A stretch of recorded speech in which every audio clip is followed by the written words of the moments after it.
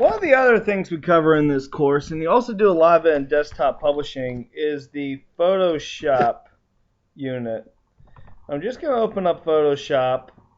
I'm going to show you a lot of the cool things you can do with it. Photoshop can be kind of confusing with a few things, but overall it's a pretty neat, nifty program. So I'm going to just open up my picture of this penguin. Aww. So one of the first things you can do is you can have multiple pictures open at the same time. I want to put this penguin on the lake here. I can have both pictures opened up, but at the same time I could be able to see both of them. You see how they're both tabbed up here right now? If I drag the penguin tab out, now I can be working with the two beside each other. Okay? I'm going to go right down the left-hand side here, working with the icons. This one is just your simple move icon. If you have something highlighted, like I just grab this simple square and highlight it, and then you can move it. You can move it around. To undo something, I can undo move. I can also do a step backwards. Step backwards is what keeps track of everything I've done. So click away from that. Here are your different highlight options. You have the rectangle highlight, which you just simply get a region. And then I can, if I don't click on this mouse, I just simply move the box around to where I want it.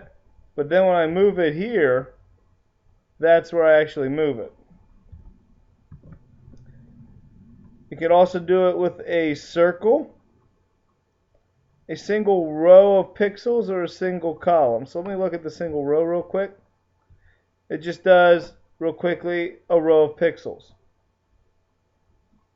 Or it does also a column of pixels. Maybe, if it'll let me. It didn't switch. So there you have it. So that way I can move things a little differently. Highlight things differently. Show you a few other things. I'm going to minimize my penguin a minute. I can zoom in. This lower left-hand corner lets me declare it by percentage how close I want to be. So the more I want to work with something, the closer I can zoom in and work with it. The disadvantage, of course, is that you're in closer. What do I want to do here? I showed you this highlight feature. It's real basic, and then you always have to go back to the mouse. There's also always going to be options on top here that you can work with. In this other video, I'll also show you how to do basic cropping. There's the lasso tool, which you simply lasso a quick little section, and then you can move it. Move my islands. What seems to work better, though, I think, between the two options, and by the way, to get it like this, you just left click and hold. The polygon lasso allows me to control what I'm lassoing, so I can click, and then you see the line come up, and I click, and it stops each time I click. I don't know if you can hear my clicking in the background.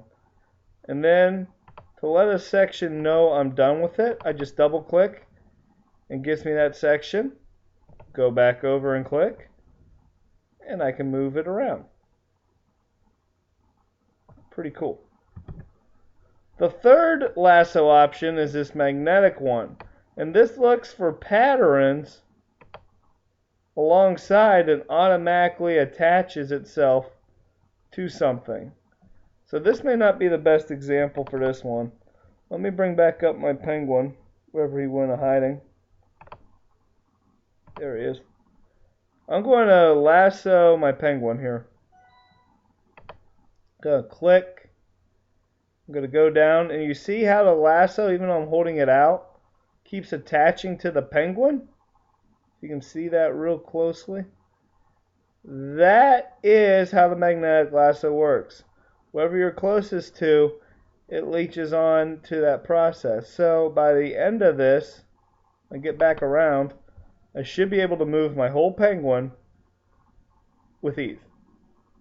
Pretty cool.